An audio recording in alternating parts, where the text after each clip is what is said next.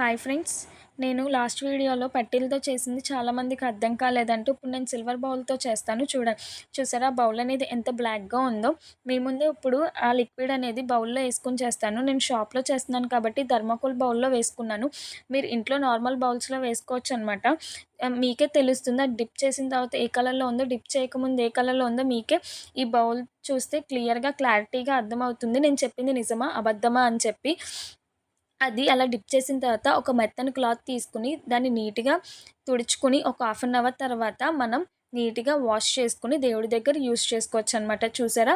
Dip చేసిన తర్వాత ఏ కలర్‌లో ఉందో, డిప్ చేయకముందు ఏ కలర్‌లో ఉందో నేను మొత్తం డిప్ చేసి ఇప్పుడు చూపిస్తాను చూడండి. అది మొత్తం ఇప్పుడు డిప్ చేస్తున్నాం కదా! అది తుడిచిన తర్వాత మీకు ఏ కలర్‌లో ఉందో మీకే క్లారిటీగా తెలుస్తదనమాట.